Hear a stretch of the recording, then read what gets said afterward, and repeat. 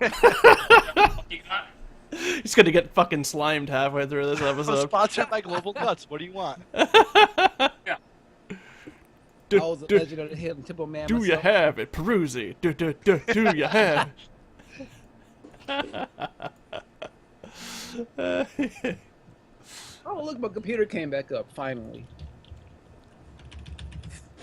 Next up on Wild and Crazy Kids, Dan Peruzzi.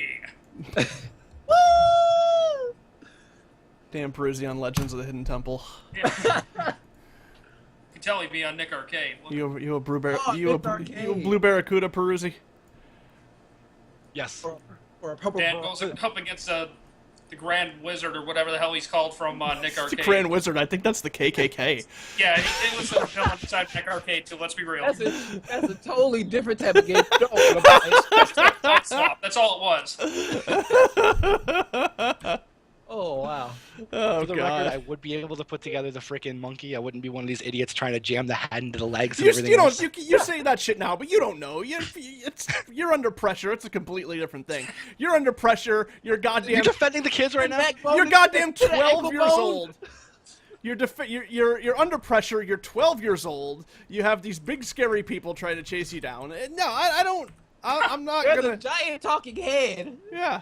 I'm. Asking you trivia questions from like 13 years ago. What was the giant head's name? Olmec. Oh my! Omac. Yeah. Omac. Yeah, it was Olmec. Yeah. When did the settlers land on Plymouth Rock?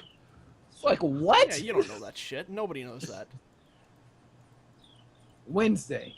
Wednesday. All right, well, let me just get Miner's picture set up here. Wednesday. That's the answer to everything. Wednesday. All right. There we go. No, it's just. God damn it! Why is this so goddamn tiny?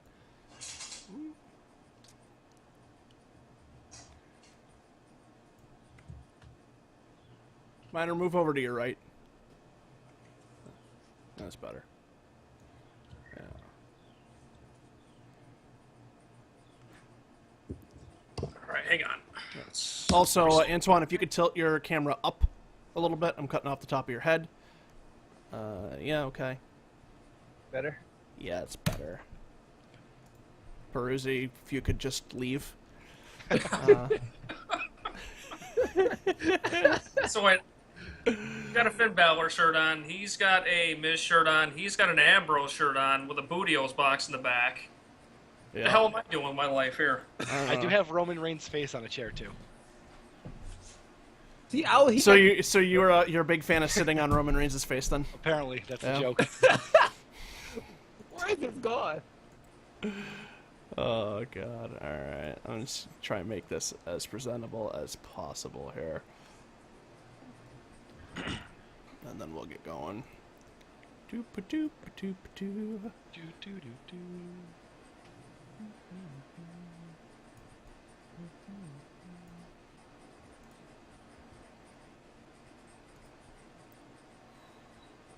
I get this down to here.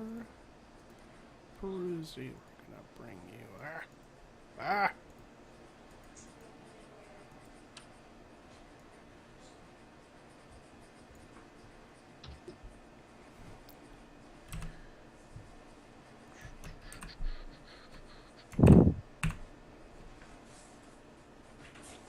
All right. There we go. We're all wearing wrestling shirts now. Isn't this wonderful? All right, you bitches can suck it now.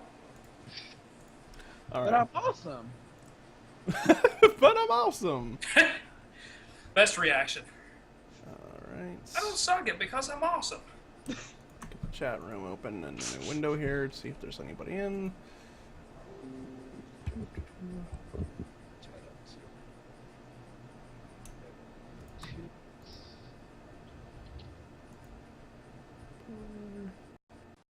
This whole setup always reminds me of the beginning of the Weezer music video Pork and Beans. Bow, bow, now, now, I can see it. now. What? Okay. Yes. Acapella.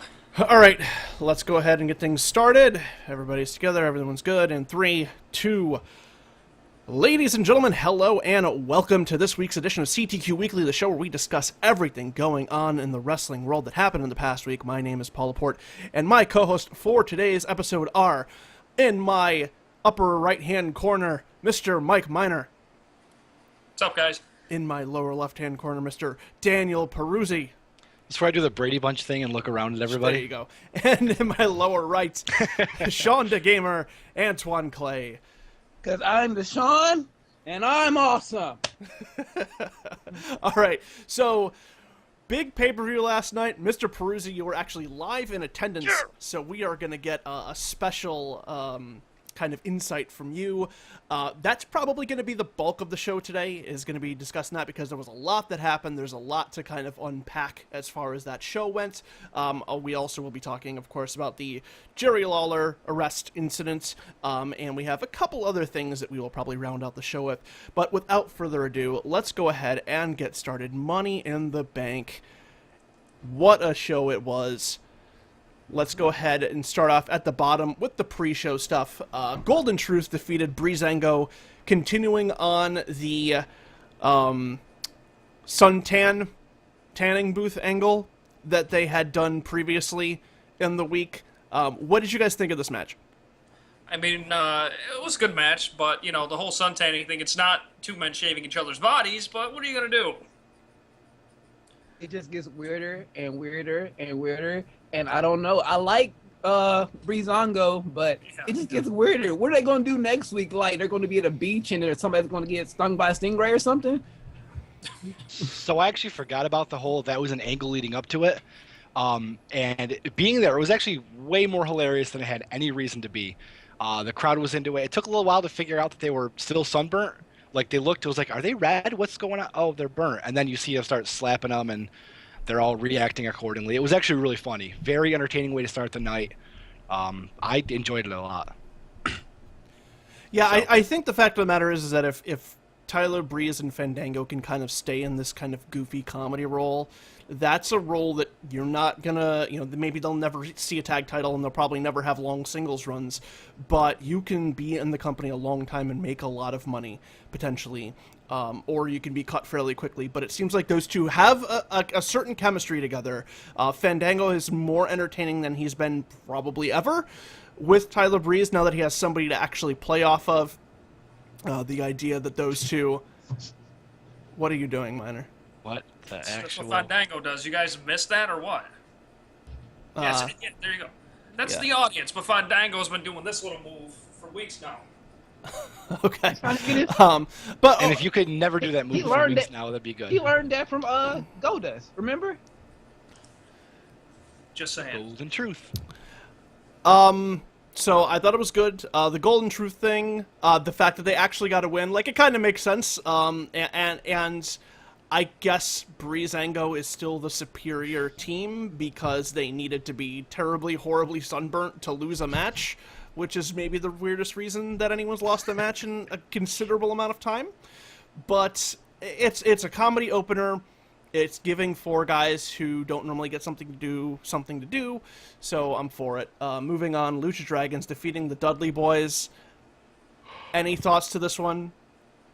Did you just yawn, Peruzzi? Okay, so I guess the live crowd didn't appreciate it all that much either? Like, the match was fine, but there was no build-up. It was, hey, here's a match for no reason. Like, yeah, like, it was fun listening to Bubba Ray yell at Kalisto and stuff. And it was typical stuff you'd see on a match from them from Raw, so it was fine. Nothing memorable. It was the pre-show, though, so it's what you expect, I guess. But it wasn't... kind of there. Yeah, pretty much. Either give them that 10th title or give me Bully Ray. I'm tired of this. Yeah, I there's... The question is whether, like, what role the Dudleys fill, and it seems like their role is to kind of be enhancement for the tag team division. I think that only goes so far, though, and the fact that the Dudley Boys are such a decorated name, it's a thing where you can bring in an established name to get younger guys over, but that only works for, like, 2 to 3 months, and the Dudley Boys are going on, like a year of being back, and it's just like you can only lose so much. Like, I do agree that they do need to do something where they either win and start to get over again and maybe make another run at those tag titles, or, yeah, split them up or do something different with them, or do something that might be a little bit more interesting, because anytime you go into a Dudley's match now, you know, oh, they're gonna lose to whoever. The match itself was fine, but this was another one where it was like, this is where, and it seemed to be a recurring theme throughout the evening, of just guys kind of not performing at their best, or there being a lot of slip-ups or miscommunications, and it started here with some really kind of weird spots and stuff that it just seemed like people weren't communicating well. When we moved on to the main pay-per-view, we had continuing the tag team theme, so we had 3 tag team matches to open us up, which is started to feel like a fucking New Japan show. This was a fatal 4-way for the Tag Team Championship. New Day retaining over the Vaudevillains, Enzo Amore, Big Cass, and the Club. This match was disappointing to me. I don't know. The fact that the New Day retains, like, if they want to have them break London and Kendra's record, fine, but just don't do this match now. You don't want to see that. No, they're like my second or third favorite. Let them have something. Keep something from the past. They're trying to break all these old records. They did it with with CM Punk. They did it with Nikki Bella and AJ Lee. Don't keep something. Because we're going to go back. Still going strong. I mean, I understand you're trying to go break that with like this new era and this new thing, but you have to have something to keep looking back on. Okay. Like the whole Ric Flair 16-time champion, you got John Cena right there at 15-time. Something has to give. You have to have something to harken back to. You don't got Hogan no more. Yeah, but the thing is that records are kind of meant to be broken. If you look at regular sports, there are very few records that hold nowadays for more than 5-6 years. I mean, there's a couple that last forever, like Bruno Sammartino's 5-year title run or whatever. That's not going to be broken. So there's a decade, is it? I don't know. Anyway. Yeah, I was thinking maybe Backlund's 3-year, but you know, like those really long title reigns are never going to be broken. Yeah, I know, but if they break that, we're never going to hear Paul London's name again in WWE. That's kind of Paul London's fault, though. I understand, but give me something. We only hear it because the New Day is title time. Yeah, that's the only reason we hear that name. Yeah. Yeah, that's true. The only reason you're hearing Paul London's name these days is because New Day is so close to that record. Exactly. So let me have it, please. See, like I've always been kind of not super high on fatal 4-way tag matches. Like, it just gets clunky. For some reason, WWE can never tell the story right of who gets tagged in and like somebody following the action. Like, normally on broadcasts, I mean, I didn't see this one yet, but normally like the announcers lose track of who's the legal man. And apparently there was some controversy last night because was Aiden English supposed to be in? Was somebody else? Like, it was a whole thing. They always just kind of lose track of that, and it gets muddled and it gets to be too much, you know? Yeah, Michael Cole with the whole thing where he goes, "Oh, look, it's a shooting star press." He's fucking up calls again, which was, you know. What did he call a shooting star press? That was in the AJ match. He called a springboard 450. He was going for a 450. He goes, "Oh, shooting star press." And he just, it's like, what is with the guy? I mean, I get this. Blue Thunderbomb. Life situation, but come on, all the time. This is a Blue Thunderbomb. Yeah, Mitchell Driver, Blue Thunder.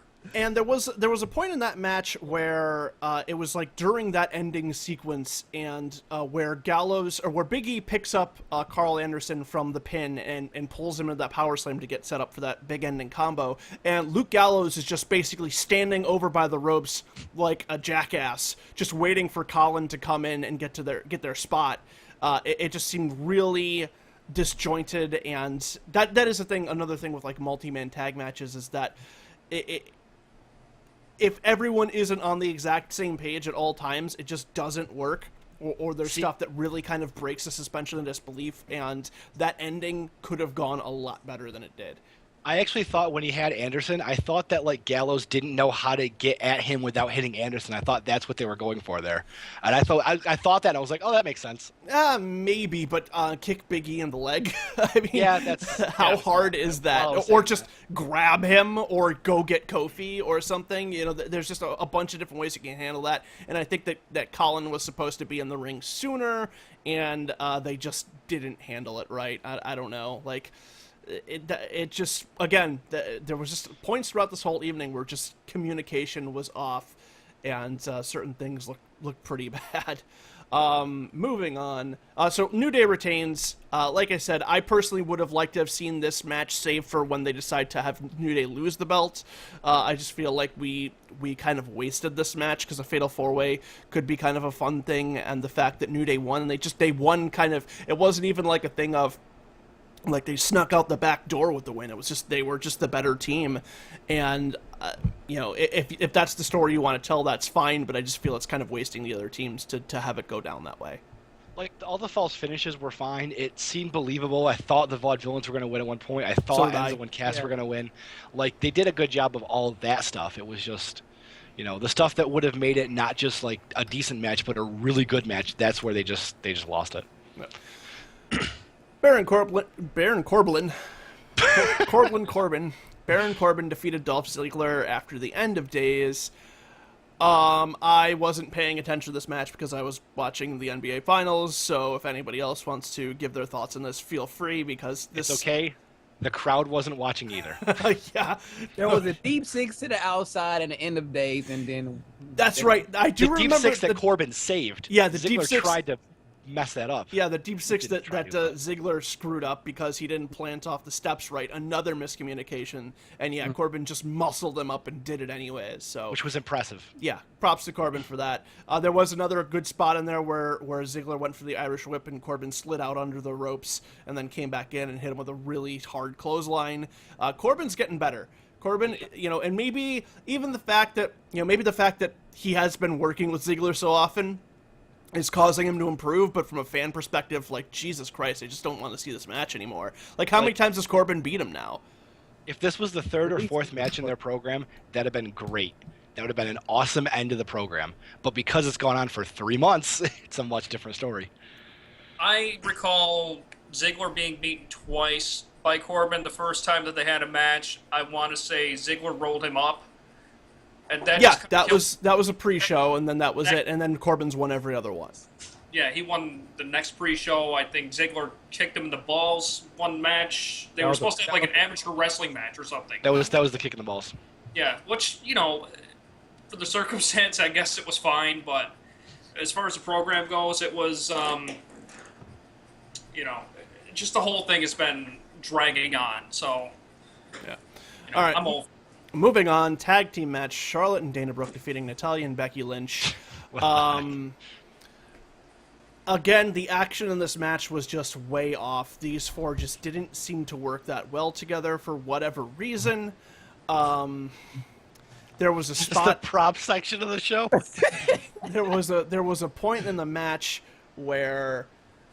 Natalya was going to reach for Becky Lynch, and somebody was supposed to have the cover broken up, and it was basically just Natalya sitting a foot from the ropes, reaching out like an idiot, being held back by nothing until somebody came in time. That was bad. Yeah, that was bad. Terrible. She was going for the tag, and she was like right there and like trying to inch forward, but not. That was really bad. And nobody was there to stop her. Yeah, that was really bad.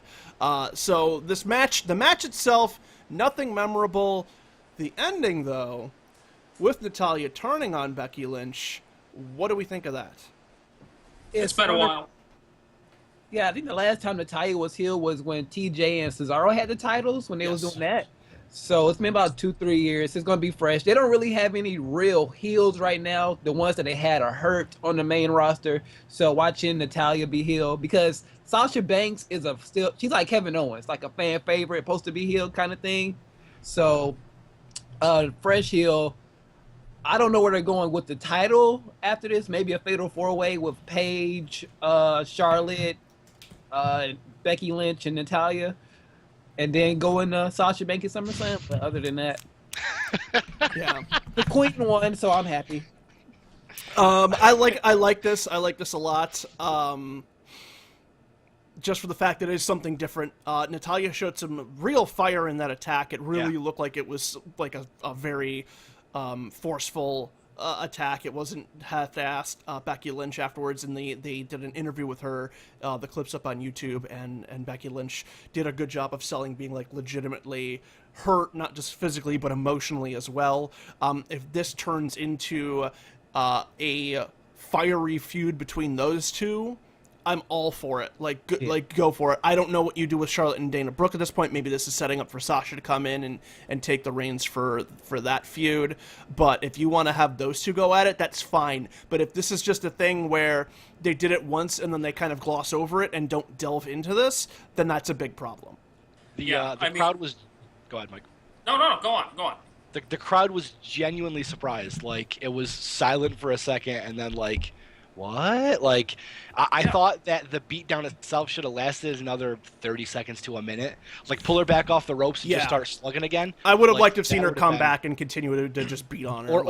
Walk halfway down, run back in, and continue it again. But still, that made up for the lackluster match. Like, Now, I think the biggest question beyond where they go from here is, can Natalya pull this character off? Can she pull off the pissed off veteran or whatever she's planning on doing? Can she actually act that out? And I'm curious as to what the answer to that's going to be. If they do this right, she could be like a Jericho-esque character because, you know, she has the rage, she has the talent to help put over these younger talents as a heel, you know, help Becky Lynch. Yeah, but she does not have the charisma that Jericho does, though. That's at least she hasn't shown that. Maybe she does somewhere deep down, and she hasn't had the chance to maybe show not off her range and whatever. But at least in the promo, she can cut like a more Healy like promo, like I've been here the longest, I'm the best, yada yada yada. I've been getting kept back to help put you girls over, things like that. yeah, I would love to see that, and I think this is a new direction to go. I just hope that they don't drop the ball with it. I hope not I because think she'll do okay. I think she'll do all right. She's had heel runs in the past, and she's had the whole thing with Beth Phoenix going on about 5-6 years ago, if that. And I can't remember the little group name they had together, but Natalya had this nasty submission move that would make the other women literally scream and cry. So as far as somebody that looks like they could do something brutal, Natalya's got the skill to do it. She could ramp up the attitude a bit, so I'm confident in her. I think she has the ability to do it, and it's just a matter of getting to that point where we see it again. And probably, I think she could do better than she did the last time. By the way, Peruzzi, I'm a little unsettled by your surroundings there. Are you squatting in somebody's house right now? Because it's all white around. You got the Budios box and the chair. The headphones. He sleeps in that chair. That's it.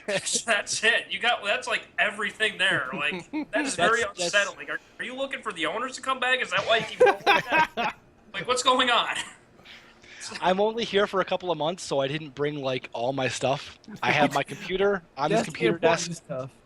I have my clothes in the closet, and that's about all that I have in this room. You didn't put any blinds up because you're afraid somebody would see that they're up and know that somebody's in there. So what's going on? I actually have a box that covers the window because I try to sleep during the day, so it looks even worse with your analogy. The people pull up to their house, they see blinds, like, what's going on here? We never put those up in that spare bedroom. I have a box. I have Sleep the in the blind closet. closed, a box over it, and then a blanket tacked to the wall. Oh my god, So it's about as bad as. that's impressive, man. You know, if you're there for 3 months, they can't throw you out anymore. Is that true? Squatters' rights, man. Yeah, Statute of limitations. I think it depends from state to state, but Squatters have rights. yeah, you Run the can't clock. just like dump somebody out on the street. They more can't for just land- dump themselves in someone else's dwelling. It's more for land. It's more for like landlords and stuff. But if you're like in an abandoned like house and you live there for so long, like it takes like a ridiculous amount of effort to throw somebody out of that. Like legit. I don't know why we're talking about this. Dan is the Iron Man of squatting. All right, let's go ahead and move on to another match that nobody cared about. Apollo Crews defeats Sheamus. I care. I was I watching again basketball, so go ahead, guys. Go ahead, crowd- the anybody. crowd didn't I really still see that. haven't seen Teenage Mutant Ninja Turtles yet. I heard Sheamus was good in that. We're gonna talk about this movie instead. Apollo was grateful for the opportunity. He got it. He seized it. That was it. He's doing the less of one that. pro- I'm going to defend Apollo here. Everybody's hating I the like strong Apollo. smile still. Like, he's getting better with that. Like, after last week's Raw, there was an entire segment with him in it where he didn't smile.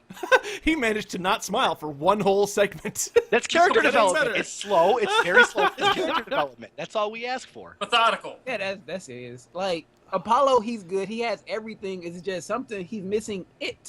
I don't know what it is, but it's just something missing. he didn't even in NXT. It was like, okay, he can flip, he got this, he can do that. He's from Georgia, good old Georgia boy. But what is it? I mean, Aggression? You think it's aggression? the thing that was the biggest Probably. the biggest selling point of Apollo Crews in the independent scene was that he was a guy his size who could do unbelievable stuff. Power. For someone Does his power. size. The problem is that when you go to NXT or when you get signed by WWE, half of the amazing stuff you did on the independent scene gets cut from under you. So when that stuff is basically the major reason for your appeal, and you can't do that stuff anymore, that's a problem. And Hideo Itami had kind of the same issue when he came in, is that I can't murder kick people anymore. So then what's left? His finishers too. Hideo Itami, his running knee. His, All of my finishers have been stolen by people who are still in this company, and I can't use them yet.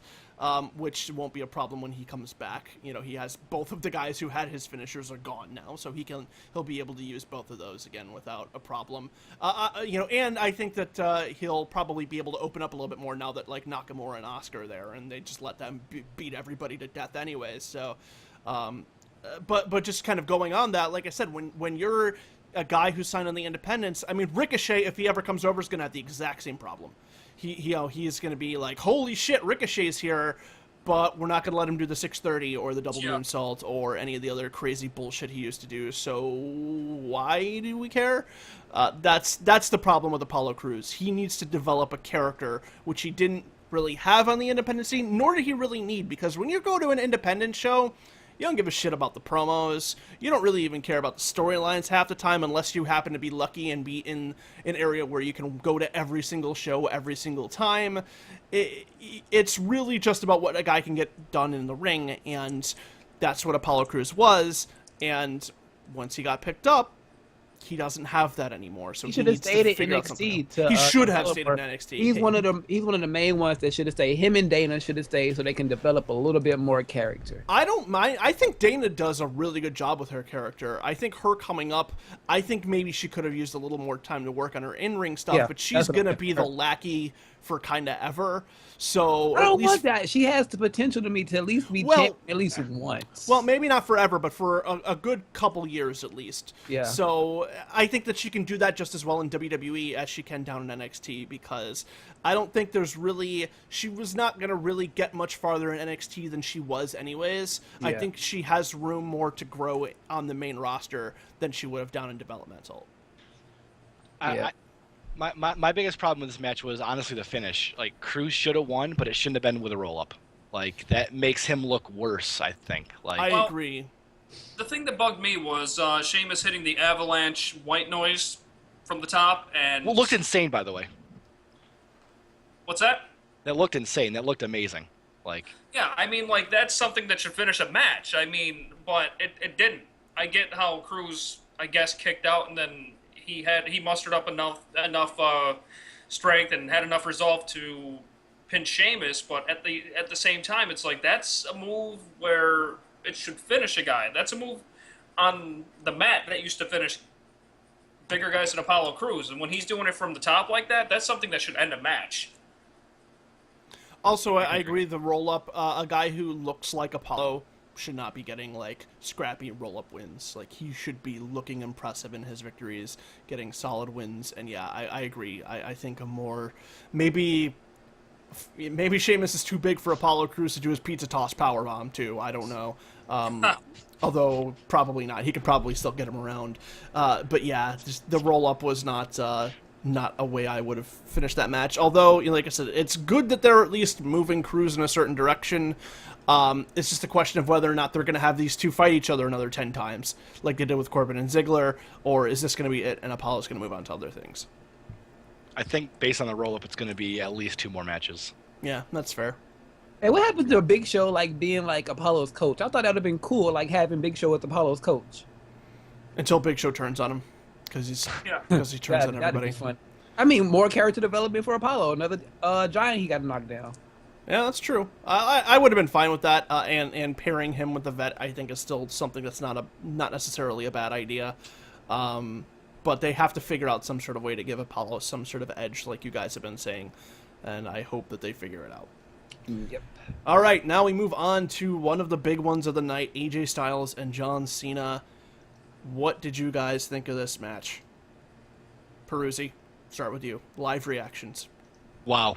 Like, I know it's gotten hyped up and talked about the AJ Styles "Let's Go Cena" dueling chant, and I thought that Cena played into it a little too much the last couple of Raws leading into the pay-per-view, but there's a reason for that. That chant was insane. It was, I don't know how loud it was on the broadcast, but it was louder there. Like, there was a point where, like, just being there for that, being a part of that, hearing the guy next to you chanting "Let's Go Cena." So you're saying AJ Styles just a little bit louder, just trying to add your voice a little louder to the collective, drone that is cheering for whoever you want. There was one point where I just, like, stopped chanting and turned around and did like a 360 and looked around the arena, and just everybody I could see was into it. 12,500 just super stoked. Quit making fun of me, Mike. No, I'm not making fun of you. Would you say that we're taking in the moment? If you want to see me make fun of you, look at the message I just sent. I saw. Yeah. I absolutely did take in that moment, because that was insane. Like, just that atmosphere is something that really is rare. Like, WWE hypes up all these things and gives all this once-in-a-lifetime nonsense. That truly was, like, a very rare moment, and I'm very lucky to have been there myself. Everybody else that was there should feel the same way, and anybody who got to watch it really can share in that too. It went over just as well on television. It definitely seemed like it was more AJ heavy than Cena heavy, or at least because the guys have their bass in the voice and whatnot. The match itself lived up to expectations, I think. Certainly. People are probably going to complain that the finish wasn't clean and that John had AJ beat. He beat him with the attitude adjustment. But the truth of the matter is, and I think I'm not one of those people who rags on the IWC or, bitches at people who are overly critical of the product, because I think that that's a good thing. But I think people are kind of forgetting, like, what the term burial means.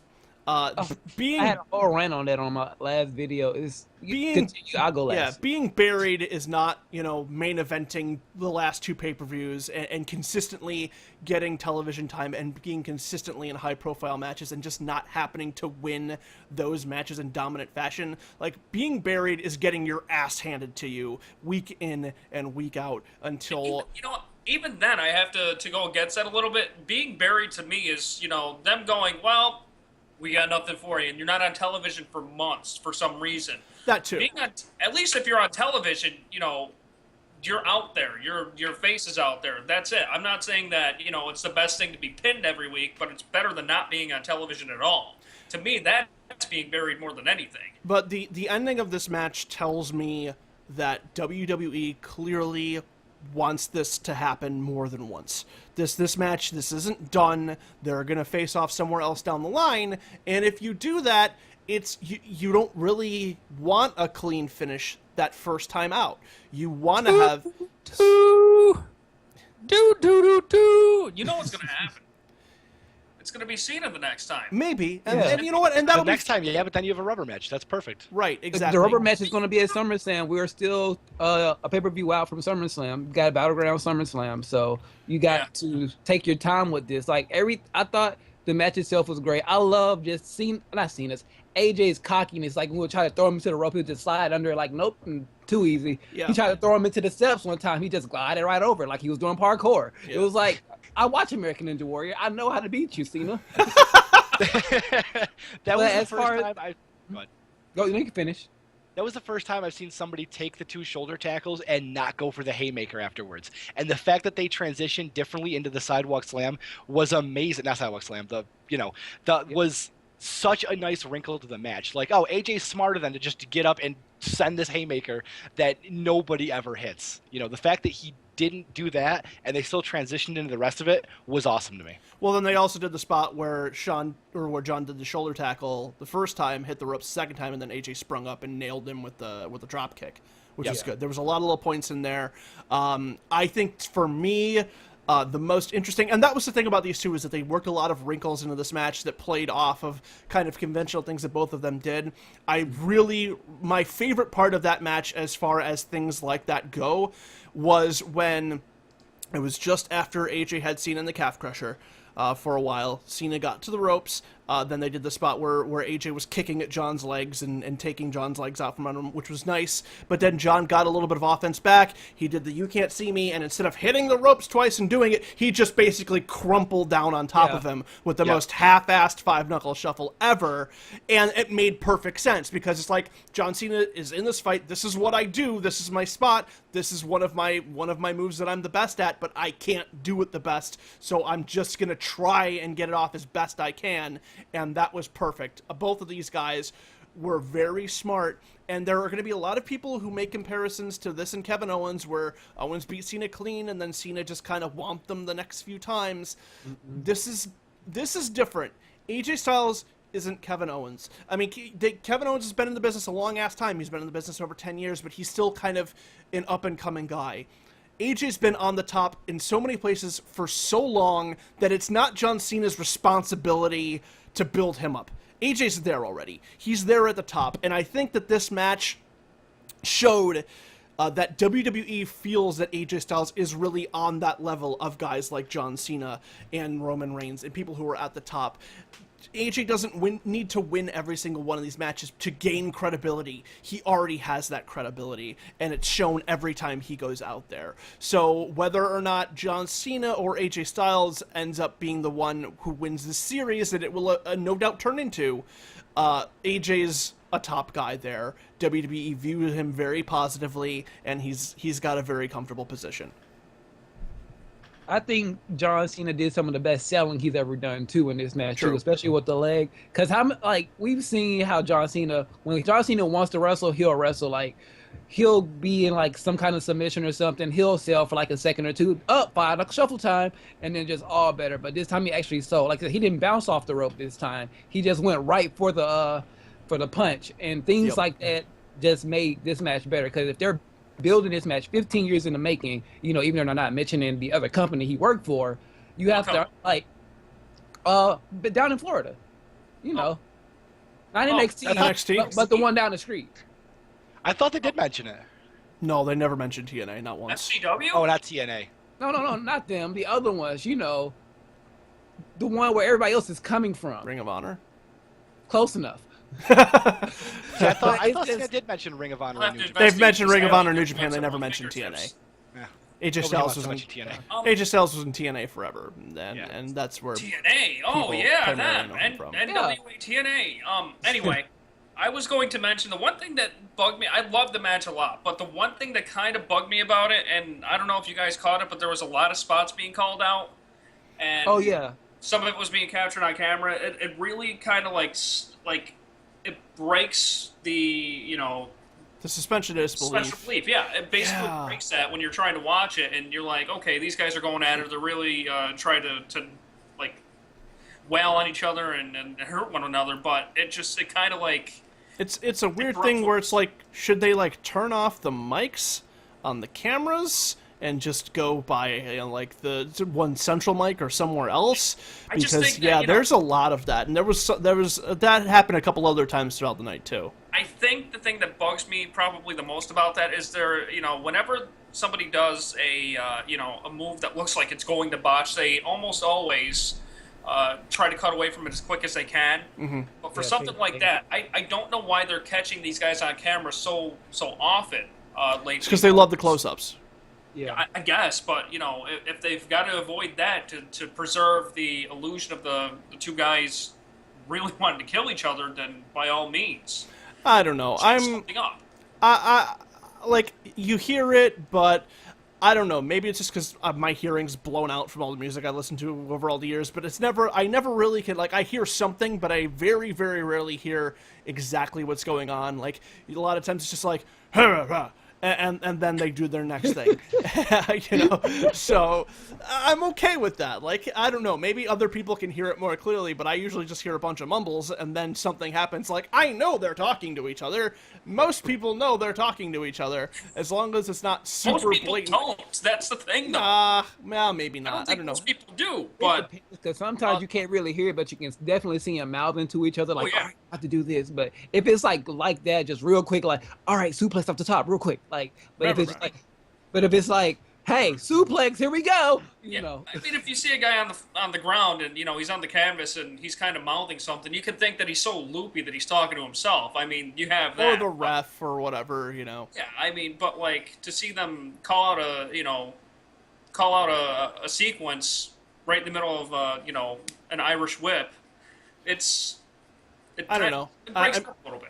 I mean, maybe just it's the fact that I'm just so used to it and I'm so familiar with the way everything works. But I mean, like, I don't know if that's the case. Then like you kind of have to get pissy every time you see a guy do this into someone's shoulder when they're getting ready to do like. I mean, when they're going in to talk to each other. Well, I don't know. But I just think it's a different deal where you're seeing them call the spots. But yeah, I guess I don't know. It just doesn't bother me as much. I can see how that would be something that could take you out of the moment. Like a bad it just cut doesn't in the for me. movie, kind of. It's like bad transitioning. Yeah, like a bad edit, something like that. I understand that. yeah. All right, let's go ahead and move along here to the Money in the Bank ladder match. Dean Ambrose defeating Kevin Owens, Chris Jericho, Sami Zayn, Cesaro, and Alberto Del Rio. How do we think this stacks up to other Money in the Bank ladder matches, and how well received was it by the crowd, Mr. Peruzzi? Very well received. The crowd was into all the action.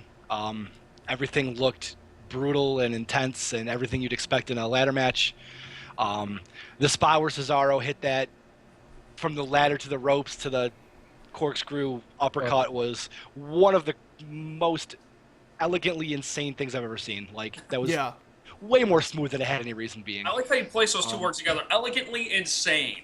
That's beautiful. Thank you. I'm beautifully crazy. That's beautifully phrased. Exactly. The Michinoku driver onto the ladder for Owens looked like it broke That was his unreal. back. That spot. Don't you mean that the Blue spot, Thunder Bomb on the ladder? the non-traditional Blue Thunder Bomb on the ladder. Shooting star press onto the ladder. And Owens just laying there as that was the dirtiest contorted thing. as he did afterward was just like, oh that man. That was the dirtiest thing I've seen in professional wrestling since in 2006 at an IWS show when Kevin Owens / Kevin Steen himself powerbombed Viking, who was his opponent at the time, onto the, since we have a folding chair for reference in the background, across the top of the back of the chair, and the chair didn't fold. He hit it ribs first and bounced off of it. That was... We all just reacted to it. Yes. The chair didn't go down. It didn't fold up. He just threw him ribs first into a powerbomb off of the spine of a chair. And this thing, that Michinoku driver spot just reminded me like, oh my God. Me and my wife were discussing whether or not they told anybody they were going to do that before they went and did it, because I have a feeling they would have been like, no, fuck no. Are you crazy? Don't do that.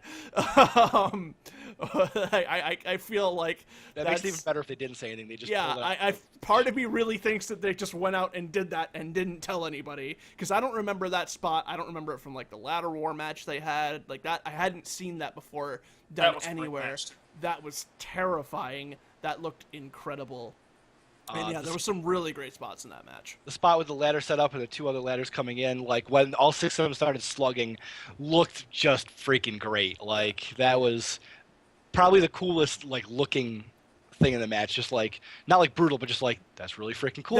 That was a nice marquee spot. I have a comment on that spot, but I'm going to save it for later on in the show, specifically because of one of the people it involves. But yeah, the overall thing looked great. I liked the way the ending was. The Sami Zayn thing where you kept thinking he was going to get it, but Sami Zayn is just a perpetual loser and can't win anything, so he didn't. But they did a really great job of, I did not know who was going to win this thing. I had no idea, because the way it was put, like, at first I was like, man, Del Rio's going to get this, and then I'm like, oh, maybe Sami will get it, and oh, no, it'll probably be Kevin, or oh, it'll be Ambrose. I mean, the fact that we knew that it was probably going to be one of two people going into this match, it was either going to be Ambrose or Owens, and they still made me believe that basically at different points it could have been anybody in that match, speaks very highly for the quality of the crowd wanted Jericho as bad as they wanted Ambrose. When he was climbing, the crowd went insane. Absolutely insane. I guess that there is a nice novelty factor in that, and Jericho with the briefcase could be a cool thing. But I think I was talking about it with Josh. I was hanging out with him last night, and one of the things that happened, or that I got into, was something I heard on another podcast, a WrestleZone podcast, as a matter of fact. One of the guys were talking about the briefcase being carried by Jericho, and him going and leaving and then going on tour carrying the briefcase, which I thought was a tremendous idea. Him going on tour and then saying, I can bring this back anytime and cash in at any point I want. But, he just shows up out of nowhere after being gone for a while, comes back, cashes in. Biggest heel in the company after being away for so long, and picking his shot after being away on tour, being a rock star and everything, doing that. I thought that was a cool idea. But that could have been incredible. Like, yeah, you see Mr. Money in the Bank on TV all the time, so it's always in the back of your head, like, hey, this person can cash in. Michael Cole's going to say 3 times a night on commentary he could cash in to become the next champion. If Jericho's gone for 7 months, 8 months with Fozzy, you straight forget about it. Like, nobody talks about it. All of a sudden, one day, his music hits or he runs down with the briefcase, and it's a genuine surprise. Like, that's the biggest way to make this a surprise. Yeah.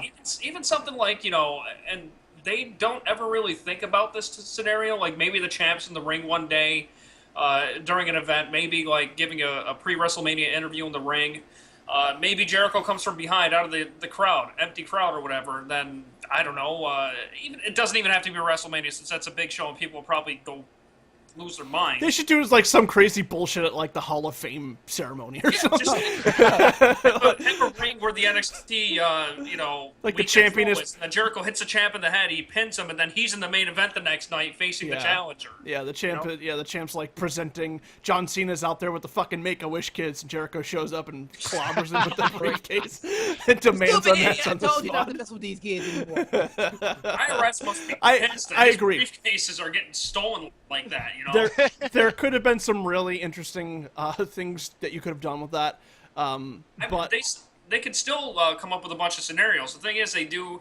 I mean, last night was cool, but they've had a lot of predictable things happen with that briefcase. But they can do different things with it. They just don't really think to do them, and I think that's part of the problem. But I'm not going to complain about last night. That went off great.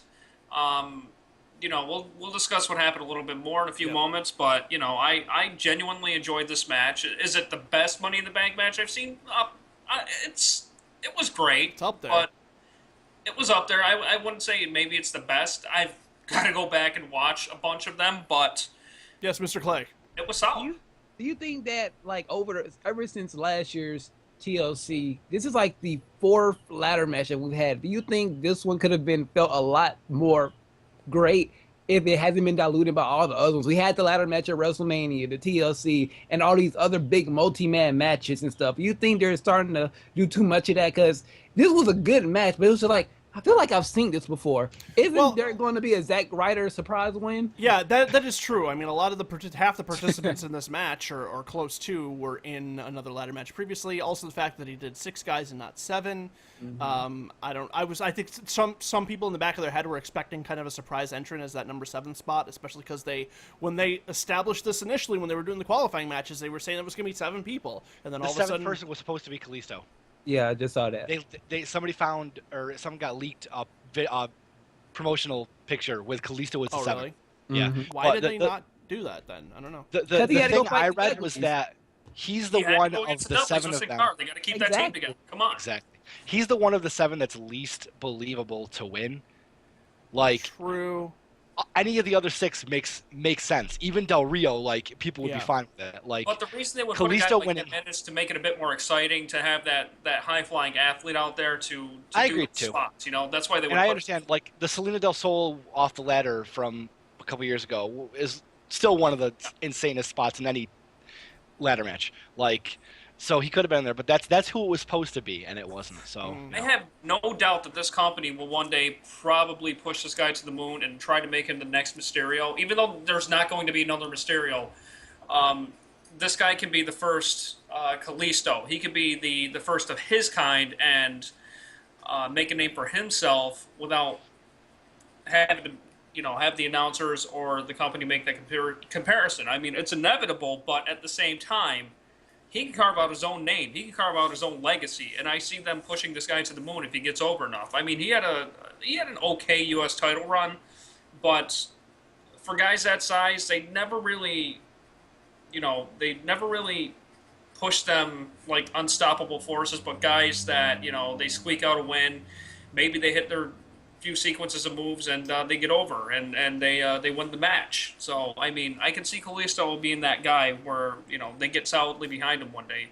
But until then, we'll have to ride this out. Speaking of riding things out, let's go ahead and move on to the U.S. title match. Rusev defeating Titus O'Neil. Roo! Again, this was at the final minutes of the NBA Championship match, so I wasn't paying attention to this barely at all, except for the start, which had that great double clothesline spot on the floor, and then the ending in which Rusev was trash-talking Titus's children, which was hilarious to me. It was amazing. He totally like blocked out Wale. You just don't block out Wale. It's like, come on now. Two things for me. That clothesline spot in the beginning of the match was sick looking, brutal. Yeah. Just meat slapping against each other, and that was it. That would have been perfect if they hadn't just done that spot, though. That's the only problem there. Yeah, but it was so brutal looking. I thought it was all right. I was okay with it because it was just so nasty looking and at least unexpected for me. But Rusev becoming those kids' father was fantastic. Yep. He's now their father. He's taking them under his wing, showing them how to be real men, and that's all we need to know. I mean, how can you not like Rusev right now? I know. And then with Titus's older kid like slapping Rusev was pretty awesome. I Rusev's thought showing how that to he was slap. going to go back and like actually get in his face after that. I was surprised he didn't. But yeah, no. I like the idea more of Rusev not barely being able to feel it because he's such a badass. I wonder if they set that up. Do you think I don't know. Set... Probably. I mean, obviously the kids are going to be in on it. They're probably to some extent. Maybe the kid decided to do a little bit more than he was scripted to, but I think it was fine. It added to it. Titus gets suspended again because his child. Poor bastard. I like Titus, man. He's got a bad streak of luck. Keep your child under control, Titus. You're fired. You're going to Camp WWE. Look at the children first. Not in this case. You're suspended. Titus's son. That would be that. Like kayfabe news should totally put that up. Like Titus O'Neil's son suspended. They should. That's one they should definitely do. Put an article up on the website on the lighter side. Titus O'Neil's been suspended. Then it just blows up and catches fire on the web. But this is a good match. Titus had a good showing in there. Him and Rusev. That's a good fight because it's a thing of a guy that Rusev is not more physically imposing than, and yes, we've seen that with Mark Henry, and yes, we've seen that with Big Show, but for Titus, it's almost a little bit more impressive to see him kind of go toe-to-toe with Rusev than those other guys. Yeah, I wouldn't mind seeing these two continue something. Again, it seems like WWE is really getting into this pattern of we have to have the same match 3 pay-per-views in a row, but there's certain ones I really wouldn't. I don't mind it in situations like this, where it kind of where's better guys is a little bit more important than seeing it with Sheamus and Apollo and Ziggler and Corbin. Do you think they're like testing the waters for the brand split? So what if they're like see how long they can run a program? So what if they do like the rotation pay-per-view Raw 1 month, SmackDown 1 month? They will see how long they can keep it going. Think they're just testing the waters with like Dolph Ziggler and Corbin, and now maybe possibly this. Well, it seems from what we've heard from rumors is that they're planning on doing 2 pay-per-views a month. Oh God! Yeah. That was exactly the right response. Yes, exactly. I got a question for you guys. I got a question for you, and you. Do you think this will lead to a Darren Young return? It seems like they've completely distanced Darren Young from Titus O'Neil, so I don't think they're going to have anything to do with each other. Well, not because of Titus O'Neil so much, but because Rusev is holding on to the United States Championship. Make the whole make him great again thing? Yeah, Maybe. Backlund, I mean, pretty soon, I'm telling you, Darren Young's going to know all 50 states. He's going to know all the presidents' names forward and backwards. He's going to be able to walk briskly 8 hours a night. And he's going to be able to save money by wearing one uniform each day, one outfit. So, I mean, I think Darren Young's going to show up and take that strap to wear around that one outfit. So I'm not a black president for a black U.S. champion. What was that, Bruce? Do you think they're just making Rusev look insane to pass that all on to Darren Young when he comes back? I Why don't feel not? like they have that No. much faith in Darren Young, though. That's a Come lot on, to ask. Bob Backlund. It seems like I don't know. Maybe that's going to be kind of the challenge this is all building up to, and I'd be fine with that. And even if Darren Young got the win, but I feel like if we're building Rusev as a monster, I don't know. I got it. July 4th is around the corner. Battle Royal, Darren Young, United States title, surprise win. I mean, I wouldn't. I've always liked Darren Young. I've always enjoyed him as a worker. I still think, especially with all the stuff that's been happening, and I've actually had debates with friends outside of this, whether or not WWE should touch on the fact that he is gay. And kind of acknowledge it in open storylines. It's something when I did the Darren Young booking about a wrestler, I discussed the fact that Darren maybe should come out and try and pursue the IC title because the first IC champion was a gay man, Pat Patterson, and to kind of go in that route. But I would like to see something done with him one way or the other, whether they acknowledge that. Because another reason I would like that they did is because that's representation for a member of your audience that has none at this point. It's important to have African American representation, women representation, a representation for Latin Americans, for Asian Americans. Like, those things are important, and I think that they should do that. But regardless of whether they do acknowledge it or don't, I've always liked Darren Young. I'd like to see them do something with him, for sure. And more than just the kind of comedy spots with Backlund. I hope this leads to something. I agree. I mean, if you're going to go anywhere with Backlund, at least transition him out of it with Darren Young after Darren Young gets, a bit more over, and put him back with the Sultan. Yeah. Let's do that. All right, let's go ahead and move on.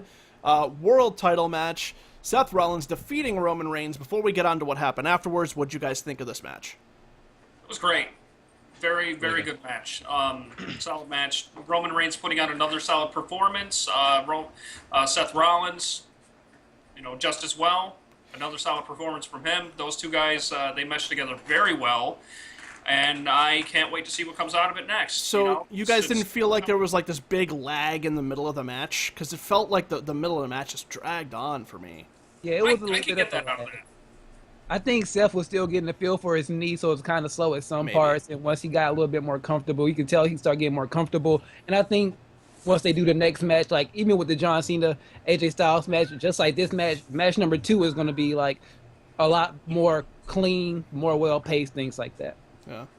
What happened with Roman spearing the barricade? Did the barricade break or no? No, what happened is like it flapped open. Like, I don't know if they set up like the breakaway spot of that barricade or if it was supposed to go down the way it is, but that looked bad. Oh, what happened was Seth Rollins during this time he's been training with Goku, so he learned into his transmission. So he got out he speared this wall, and then Well played. Yeah, and I gotta give Roman credit in that I genuinely thought he was hurt after that. Because it really looked like he just spiked headfirst into that thing. Because, like I said, you're used to people going through it, but he didn't. He went into it, and like the end of it just kind of swung around. But I don't know if he was supposed to go through it or if that's the way. If that's the way that spot was supposed to go off to begin with, I think it was. Then genius. Because That's a ref and a doctor instantly came sprinting out from back. Like, he hit. I tried to see where he was. I looked up and you saw them running down. Like, they were like as if they were just waiting for the spot to run. Right. Like, it made it look like it Okay. was part of it. I mean, that's genius because they did. Yeah. They took something that people normally expect and they subverted it, and that's usually the best stuff. And again, it made it look believable. That looked 10 times more brutal than a guy just going through that side wall, which we've seen 20 times by now. The first time we saw that, it looked great, but by now it's a trope and we don't care anymore. And the fact that he subverted that trope is really, really clever on their part, and I give them a lot of credit for it. And it was at that point in the match where it really felt like things did pick up. That spear counter into the pedigree. That looked was awesome. Awesome. Oh yeah, I can't wait to see it from the broadcast view because I thought that was such a quick and smooth thing from where I was sitting. It looked great. Yeah. I will say I am super sick of the Superman punch out of a big move. I just don't like it anymore. The buckle bomb into it. Like, it happened a couple times where Seth hit him with something huge, and then Roman has the wherewithal and the strength and the accuracy to nail Seth Rollins with a Superman punch on the way down. I just don't like it. I get what they're trying to do, but it's just been done to death already, and it just doesn't look good to me, because it's just like, oh, Roman pops up. Oh, yeah, there we go, Superman punch, and then he's down. I know how hard that kind of punch is to throw in the real world and connect with any sort of meaning. So the fact that he can do it after just being hit really, really hard, and all of a sudden he's down again, like, I don't like it. I'm going to disagree entirely, because one of the big issues I have with Ambrose lately is him hitting the reverse lariat, and like he takes a super kick or whatever, does the thing, and then just gets up for the pin and he's fine again. Roman took the buckle bomb, hit the punch, and then laid there.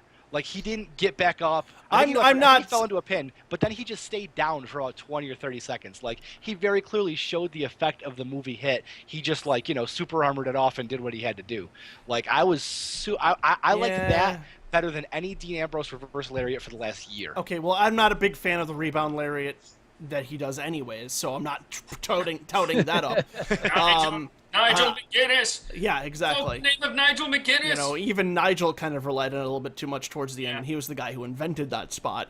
Lariat, man. I do like that we didn't see that at all today out of Dean Ambrose, but I don't necessarily think that makes it. I don't know. I feel like him doing it like once is fine, but the fact that he does it like every single big match now, no bueno. I'm done with it. And yeah. That gets me a little bit as Roman started to use the Splash Mountain Bomb, which I think is a tremendous move. Yeah. That's to be used as at least a secondary finisher. I mean, the Superman punch is great and all, but that's a brutal looking move. The Splash Mountain Bomb looks better than anything else he's done. Yeah, I mean, he does it perfectly. It looks very impressive. Granted, he's been doing it to smaller guys, but still, I think, like, that should be his finisher for mid-card. Undercard people. Yeah, I mean, that's a great move, and I don't know why he hasn't used it sooner. It's just, one of those moves that you don't normally see, and, I don't think it's a terribly easy move to pull off, so he might have just been he's just feeling comfortable to do it, enough to do it recently. Yeah, I mean, he's got it down pat, so why not try to run with it a little bit at least? Yeah.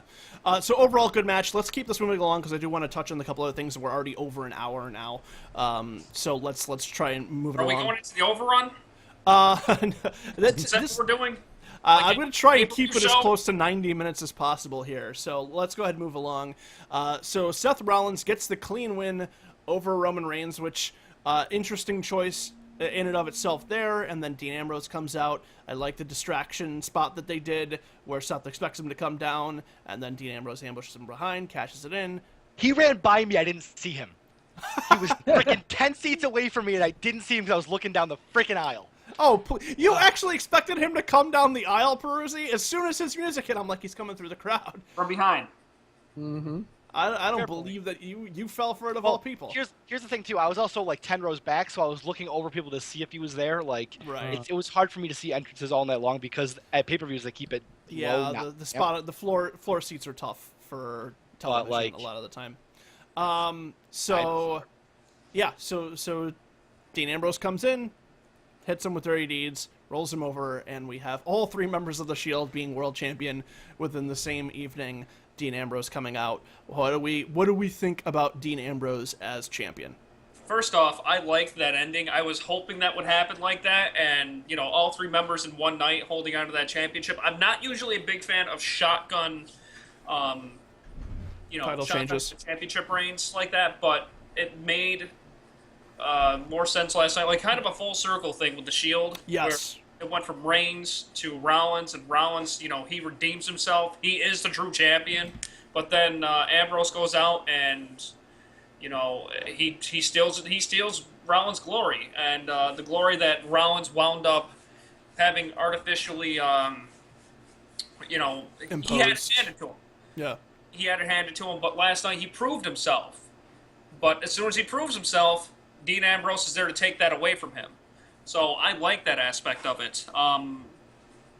So, to me, it went off as well as it could, and it's about time for Dean Ambrose. He was the guy that I thought would go to the top first of all of that. He was, essentially, look at the time that they were in the Shield together. He looked like the leader of that group. He was the U.S. champ. The other guys were the tag champs. And, you know, he was the guy that was going to the top. But for some reason, it took him this long to get there. And honestly, I think it paid off. So They did one thing very well in that Ambrose pinned Rollins for the title. Yes. Rollins pinned Reigns. I messed that up. They did it where one person pinned the other in like a rock, paper, scissors thing where like no one person has beaten the other one specifically. And Reigns has beaten Ambrose clean in the past. Yeah. Which Rollins has always needed some sort of help to do. So, yeah, I like that. I like the fact, like I said, it involves the three of them. This takes us into SummerSlam where there's clearly going to be some sort of triple threat between the three. I do like the fact that it is Seth Rollins reaping what he sowed. This is the guy who's hated him all along, and he's the one who gets the one over on him the same way he got one over on Roman Reigns a couple of years ago. There's a lot of really great storytelling there. I'm really looking forward to what this is going to mean for these three. That being said, I like Dean Ambrose. I think he's a good character. He's a very good promo. If he is going to be a believable top champion, and maybe he's just going to be a transitional guy, but if he's going to hold that belt for a while, he needs to step his in-ring work up big time. Yes. You know, you mentioned the 6-man spot at the end of the ladder match, Peruzzi. If you go back and watch the punches that Dean Ambrose were throwing, Shane McMahon throws more convincing punches. Really, that bad? Yeah, they were. It was just like, like it was not. You know, Ambrose or Owens and Zayn were nailing each other, but Ambrose and I don't know if it was Del Rio or Jericho. Probably but Jericho. They were just really small, like this, basically. And it was just really half-assed. And I feel like Ambrose has kind of gotten away with having some really... the thing that made Stone Cold... Average. Yeah, the thing that made Stone Cold so believable and so great as champion, he didn't really have a huge moveset. He couldn't do a ton of things, but when he was doing the few things he did, you believed that those things could kick your ass. Like, you believed that guy could kick your ass. I don't, necessarily feel like Dean Ambrose, the character, is an intimidating or a threatening presence. And Dean Ambrose threatening to beat somebody up doesn't really carry that weight for me. And Ambrose needs to really turn that up. He needs to get a lot more physical. I mean, I know that he can, he's fine with taking punishment, but it seems like in giving it out, he is just very, very light with his stuff, and he needs to pick it up big time. Get a little bit more snug. Like I've said the same thing about Bret Hart that you've said about Steve Austin, is where Bret Hart, he looked really snug on what he did. He was always safe with it, but man, he looked like he could knock your head off.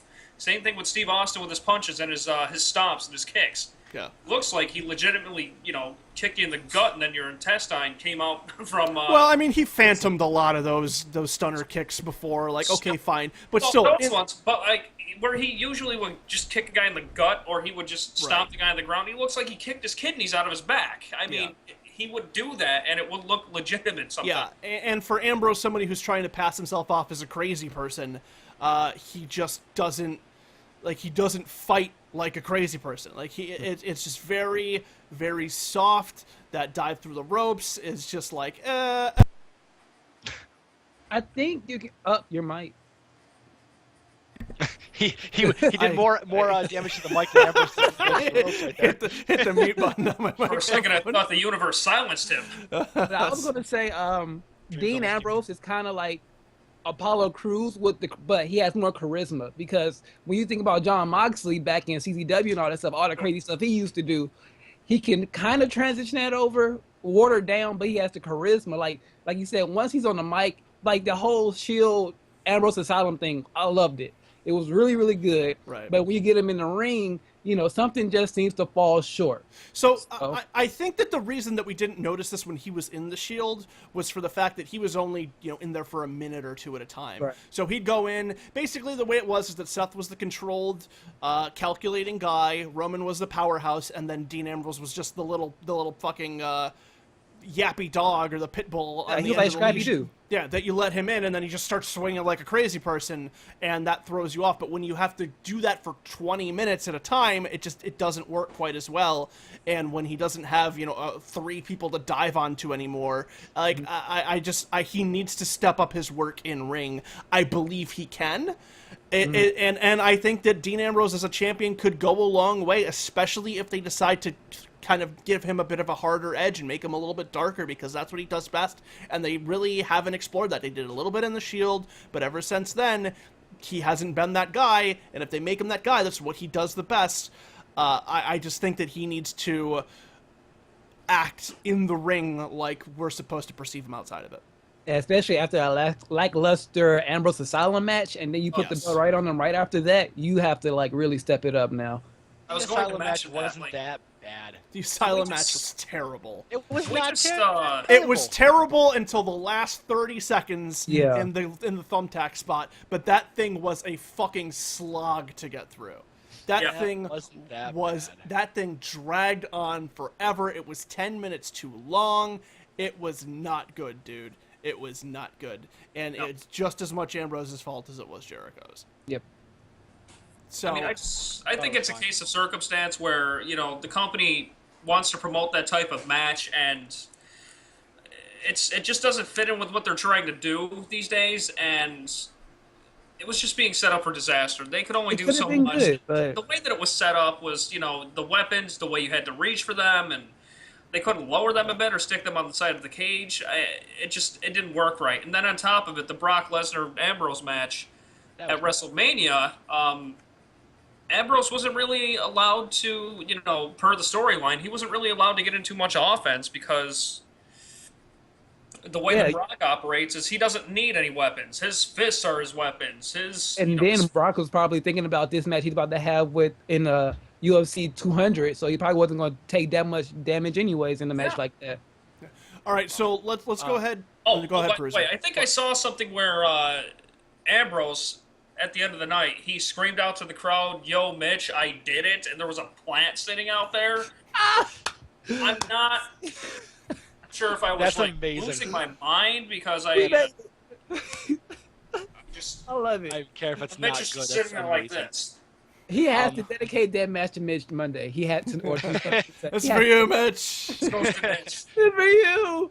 All right. And it's uh, a totally separate tangent, but during the Asylum match with the cage black instead of silver, looked way better. They need to do that Yeah. for every cage match from now on. Yeah. Agreed. Okay, so kind of wrapping this all up, at least for Money in the Bank, we did have a question from the chat. What do we think the main event of Battleground is going to be involving these three guys? Are they going to... you got to figure they're saving the triple threat for They're SummerSlam. saving the triple threat. I think what they're going to do, in my personal opinion, you're just going to have Rollins Reigns 2 there, and then wacky finish to make it into a triple threat. So, Are both of these guys owed a rematch clause now? that's a good question. I don't know, and I'm really interested to see how it's going to set it up. I honestly wouldn't mind them holding a title match for a month, to let them I kind of like Sean's idea of doing. Dean Ambrose like, you know what? I contractually don't have to defend this thing towards SummerSlam. They can make up some sort of bullshit reason. I don't. I have two viable challengers. Let's see. Let's see who's the best, and then have Rollins and Reigns go to a draw or something like that, and then set up the triple threat.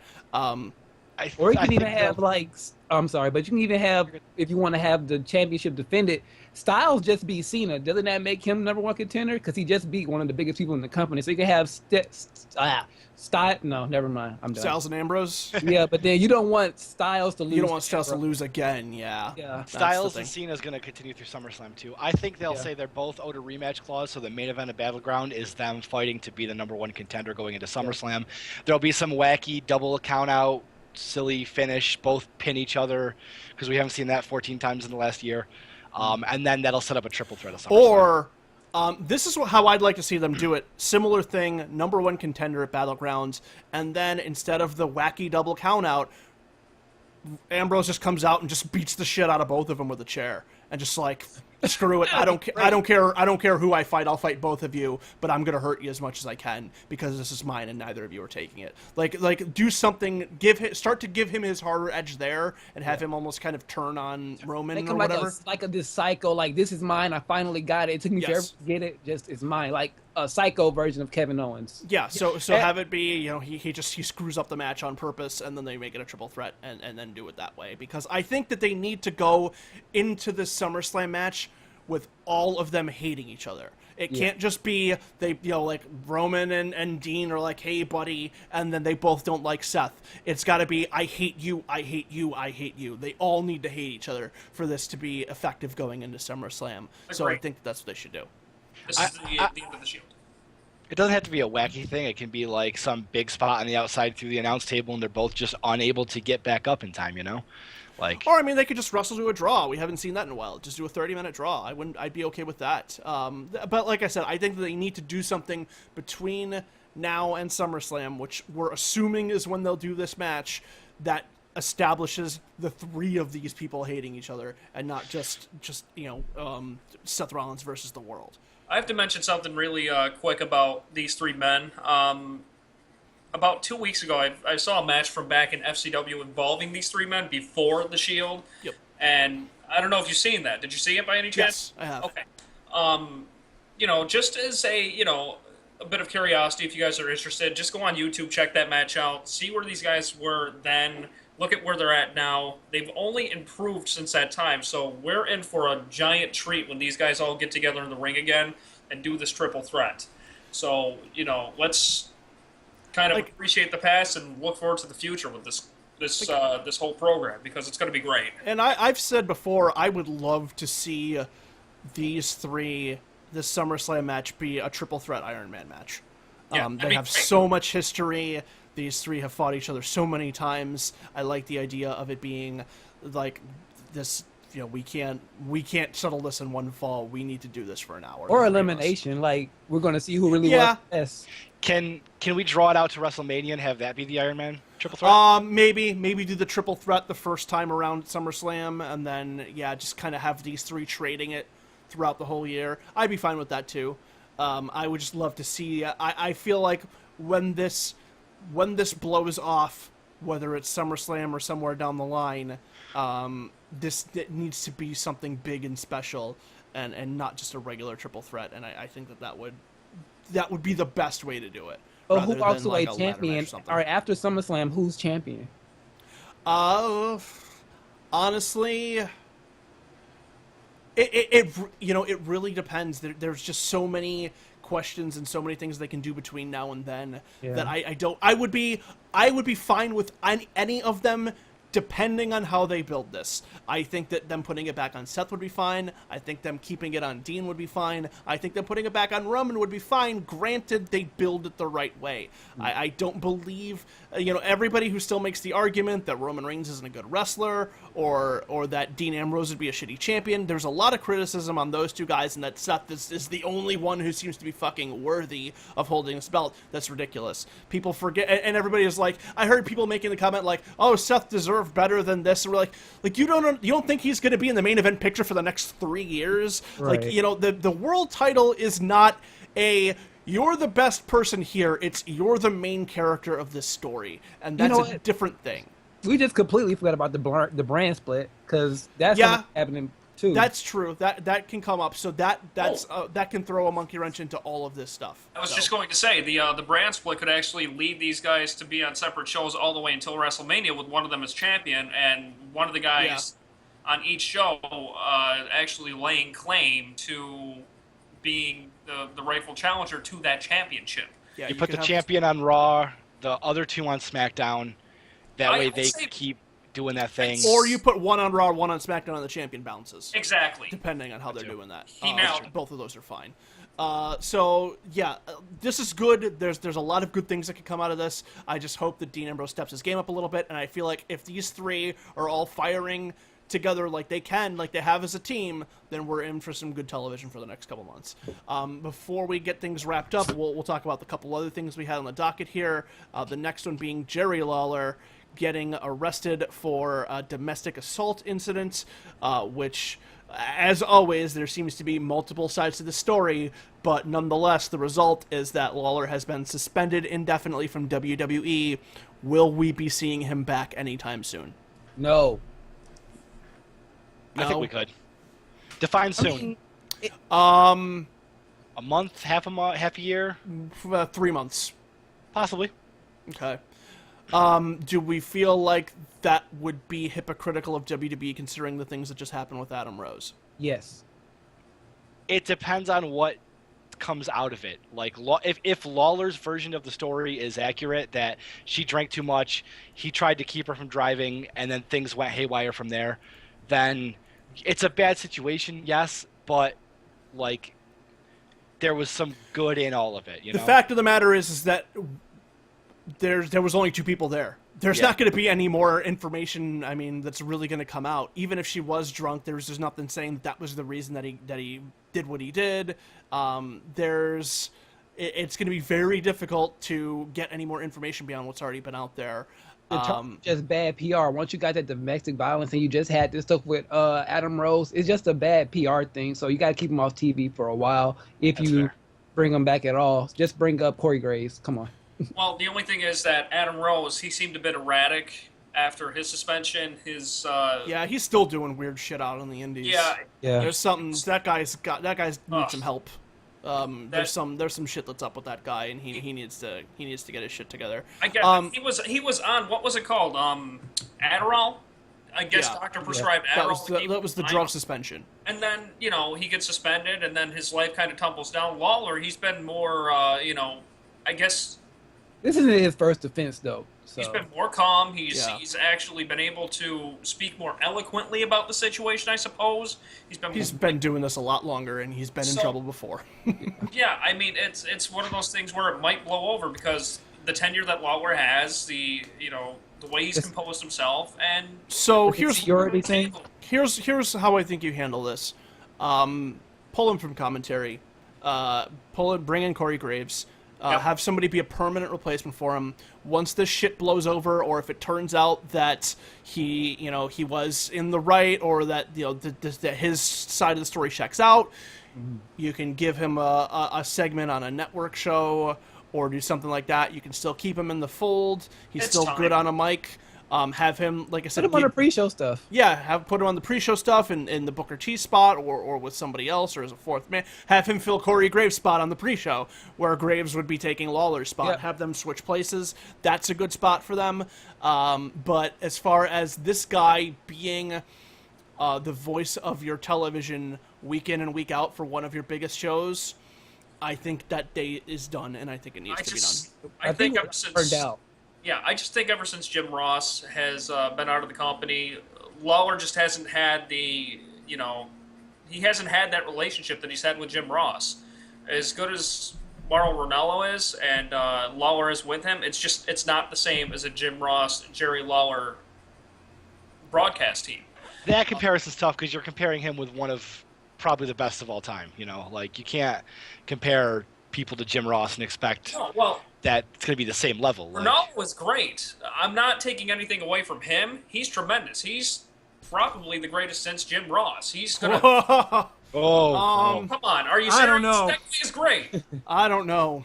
Let's move on from that. Okay. later. I have heard that man in commentary say about female MMA fighter Gina Carano, "I'd like to touch her with my 30-foot pole." I am not ready to give any sort. He has a flagpole. Yeah. Leave him alone. Yeah, he is. Has he said that on WWE television? No, but I get where you're coming from, but it's a different thing. If he said that, Game of Thrones is not the only show that features flying dragons. He said that on the pre-show last night. Right. His shit is a little too contrived, and That's actually really funny. I think he does fine. He's good. He's a much better pro wrestling announcer than he was an MMA announcer because he fits in that world better. Calling him calling him the best since Jim Ross, fuck, dude, I ain't ready to go there yet. So The best they have now. I'll give it to you. It's too early to tell, but stick him with Corey Graves. I think that'll be a fine announced team. Okay? It'll be fine. Yeah. Not saying it's going to be Jim Ross, Jerry Lawler level, but it's got to take time to grow. It's got to get there. I think those guys could have something. I just think that Jerry Lawler and Jim Ross were a thing unto themselves, and after that, what are you going to do? I think Lawler's been there a while. He doesn't really need to do this anymore. Like you said, give him his own little segment on the network. Give him whatever. He can do a lot more than what he's doing now. I just think it's to a point where they're trying to bring back a heel persona for him. He's brought it back. He wanted the heel persona back, but it doesn't feel as good as it could be, I guess. It's kind of fallen flat for me. But, let this whole situation blow over, go from there. But as far as, being a full-time announcer, maybe the stress has gotten to him with that. Maybe it's just one other thing that he doesn't need on his plate, and the thing at home just kind of festered itself into what it did, and then he's at where he's at now. So, all right, let's go ahead and wrap they this. Try this new era stuff. Try something different with the announce teams. I agree with that too. If you're gonna go with the new era, then mix it up with the announcers as well. Arallo and Gray for SmackDown. Yeah, I That's think what that I'm would be saying. fine. That's all I'm saying. Give those two guys a shot together, and then go from there. If they don't work, they don't work. Bring in Mike Adamle. Well, as long as Matt Tony Stryker stays Schiavone. away. As long as Matt Stryker stays away. Not Tony Schiavone. Adamle over Stryker? Huh? Adamle over Stryker? Yes. Really? No, I don't know. Kofi, you're making me crazy, Kofi. You're He shot making me Joey Styles crazy, back in the Kofi. booth? I mean, you're gonna have Dixie Carter running SmackDown anyway, so yeah, we'll get Taz. We'll get Taz back in there. yep. Well, I'm It's gonna bring Taz. up Samoa Joe. Oh, and we did get a question in the chat. mean, Who I think is better than Morrow since JR?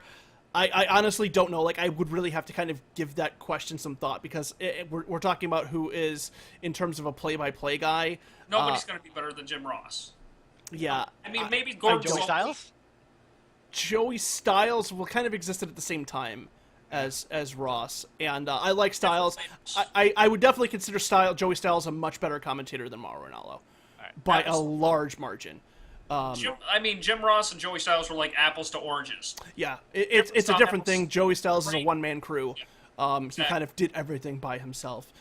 So What about the guy from TNA? Today, Josh Matthews? Yeah, Mike Tenay. Oh, Mike Tenay. Mike Tenay's early WCW stuff was really good. Once he got into TNA, where he had to scream all the fucking time about everything. That's where Mike Tenay did really good in that. I'm Tom West, Mike Today. How are you? I'm great. We're gonna watch this match between Raven and Shane Douglas. In that third man analyst position, he was great. As far as being the play-by-play guy, he's like I said, he just couldn't stop screaming. Like, I just We need JBL on play-by-play. No, we don't. We need JBL. As Ball far game. away. Yeah. You still got it. You still got it. All right.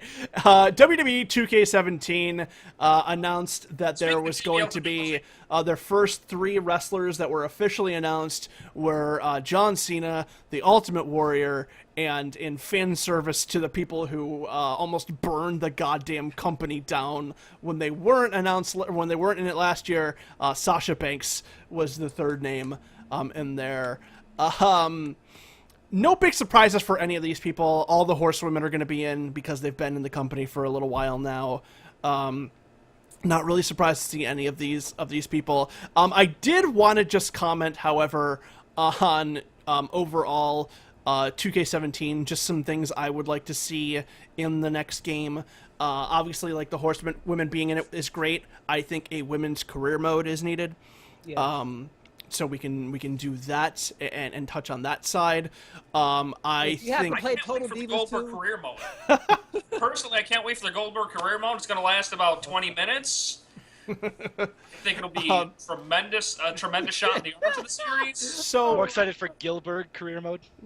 So, they have to put Gilbert in that game. I They hope have they to do. put I him in really, the game. really hope they do. really need to put him in that game. So yeah, women's career mode. Just some things like that. However, the one thing I wanted to comment on, since this is just kind of an excuse to talk about the video game, is that again, talking about the basketball thing, the reason I actually got into basketball recently is because I've been playing NBA 2K16, which on PlayStation Network was made available for a free download, and I never cared about basketball before, so I'm like, let me try this game. What? You were never really into basketball? Never. I mean, I played it when I was younger. Into it, but... Yeah.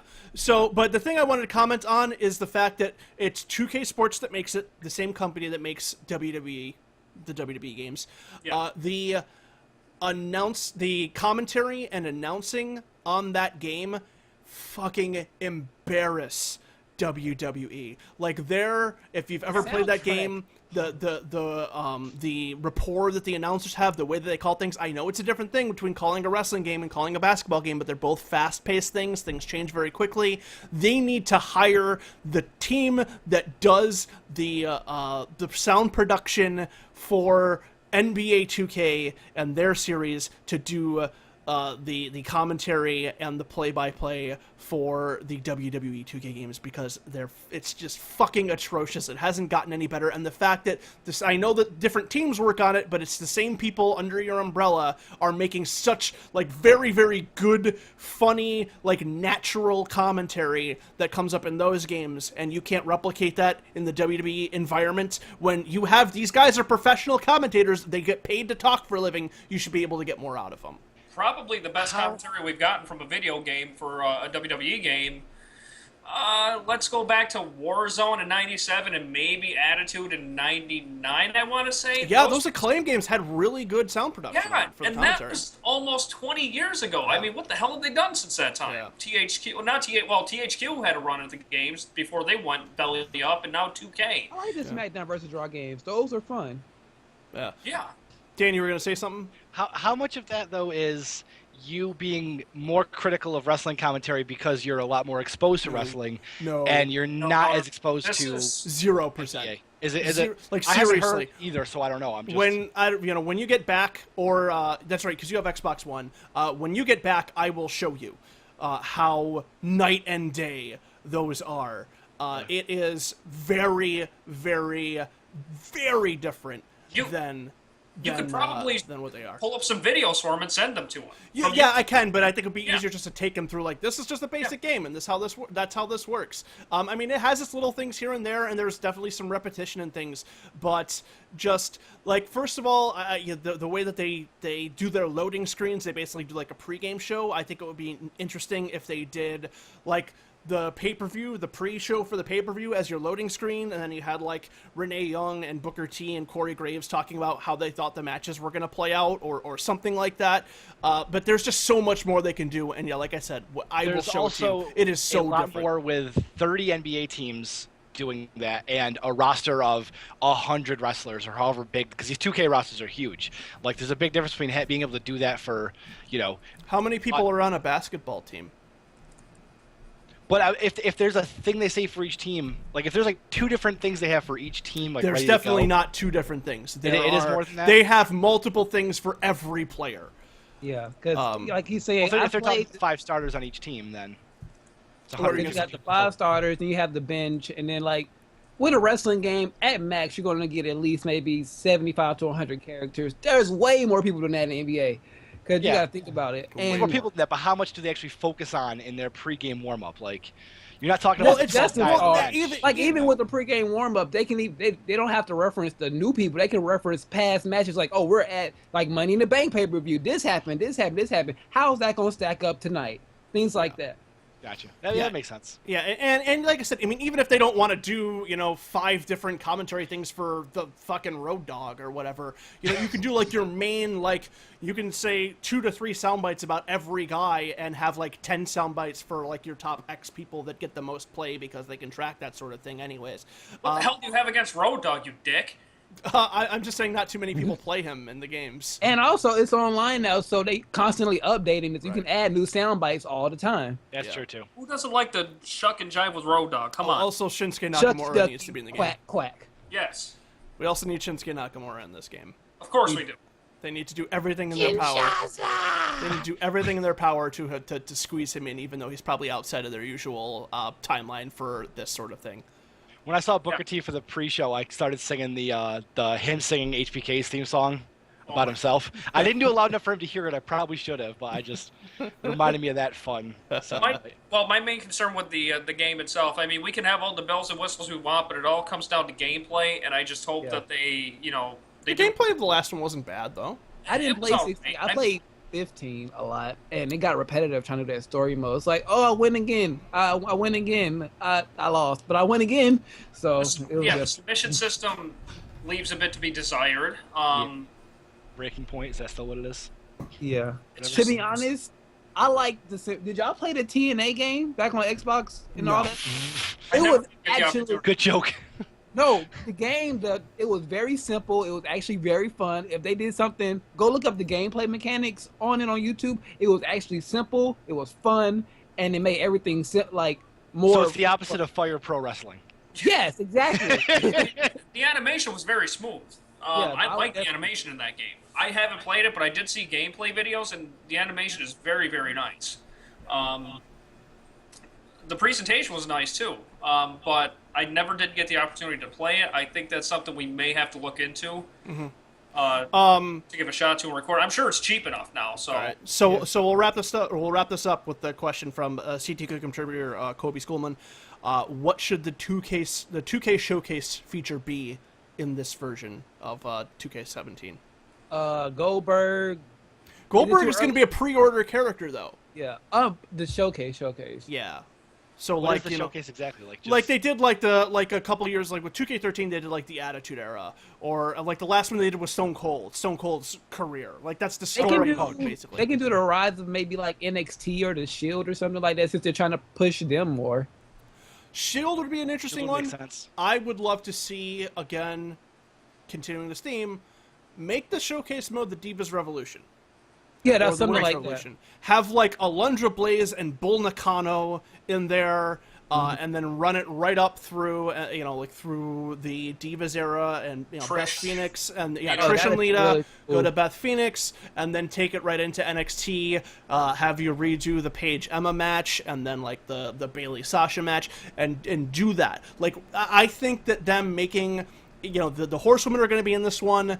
Make it a different focus. Just do something different. I like here. that. Like start from like the beginning of the women's history all the way up to the new belt. You start off with the fucking Jumping Bomb Angels or something if you want to go like that far back. Go back to the 80s tag women's championship. You don't even have to do a whole story mode. They can do like a cool little video package, like going up till maybe at least the Attitude Era or something. Yeah, but I would really like to see them go like just make that the showcase mode. Do something different. You focused on Stone Cold, you focused on the Attitude Era, you focused on the 30 years of WrestleMania. That was 2K14. I don't know what the hell they did in 15. Did they do any? Did they even do like a 2K? Stone Cold stuff. Or not 15. No, that was the game that was really, really... Yeah, so I don't even know if they did anything like that for 15. All they did for 15 was the NXT stuff on the PS3 and Xbox One. Yeah, so that's what I'd like to see. What would you guys like to see it be? I like what you said with the women's. Maybe just showcase one of the titles. If you're not gonna do women, just showcase the history of one of the titles or something like that. I like that, like the IC title or something like that. That could be really interesting. Do something with the Cruiserweight title. The Cruiserweight Classic coming around. Yeah. Yeah, the problem is that WWE has so little history to draw off of for that. Although you have WCW. They can take WCWs. They can run WCW. They had no problem piggybacking off of past organizations, so I can see that happening. In 2K15, they did Punk Cena and Shawn Michaels Triple H. That's right, they did like the rivalries thing. I can see them doing three things. I can see them going for a Triple H-centered thing. I can see them going for a Rock-centered situation. I can see them going for The Undertaker, since The Undertaker's 25th anniversary just passed, so I can see them going for that as well. Or maybe do like the Undertaker thing. Although they kind of did that with 2K14. They didn't do a showcase, but they did like the streak or something like that in there. Yeah. The streak mode. So but I can see them focusing a bit more in depth with it. Nonetheless, regardless of what they do, like I said, I would like to see them just do something different. with that stuff, with their showcase. Like I said, I'd love to see a focus on the women and just redo. They need to take the computer that is holding the sound files that they've been reusing for the last 15, 20 years and just set it on fire. Just burn the thing and start all over. It's probably going to be a lot of money and whatever, but you need to do this a different way. Yeah, I think it's the WWE. They're going to keep it simple. I just see them. I like all the stuff we talked about with the different story modes, but I think they're going to do something involving NXT, maybe some kind of NXT invasion angle or something like that. Take the three-dimensional characters. Oh boy. Make them two-dimensional. Okay. Get a stamina system. You want to turn this into Fire, bro. Actually, yeah, I do want to turn this into Fire, bro. I do. We're gonna instead of commentary, we're just gonna have plucky Japanese music going over it the whole time. Every once in a while, you get a Tom with like a scream or like. WWE 2K17 needs critical moves. Yes. Oh yeah. I'm about to. It could be a Pokemon system. You take 5 wrestlers and you take them all into battle. You have weapons like you go into the ring. Oh, I found a water bottle. Get health back. Oh, I found the kendo stick. Jericho needs to have a stupid idiot taunt. That's all I know. Yes. Yes. Oh man, I'm trying to think of a good like Pokemon joke for this one. It should be like Kalisto used Chop. It wasn't very effective. So, all right, ladies and gentlemen, It was super effective. that's gonna wrap it up for this episode of CTQ Weekly. Hope you enjoyed. Please be sure to check out our website. And Roman Reigns is facing our camera right now. It's a piece of furniture. www.changingtheqs.com. That's changingtheqs.com, where we're gonna have all of our recaps, and we're gonna be back to our more usual article schedule. God damn it. Goddamn face. Thing like Leon the professional. He just sleeps in the legs on, one eye open. If you wanna get a hold of us on Twitter, you can do that at Changing the Qs. That's at Changing the QS again. If you want to like us on Facebook, you can just search for Changing the Questions there. And if you want to send us a good old fashioned email, you can do so. changingthequestions@gmail.com. For Mike Miner, for Dan Peruzzi, for Sean DeGamer, Antoine Clay, my name is Paul Laporte. We'll see you again soon. Take care.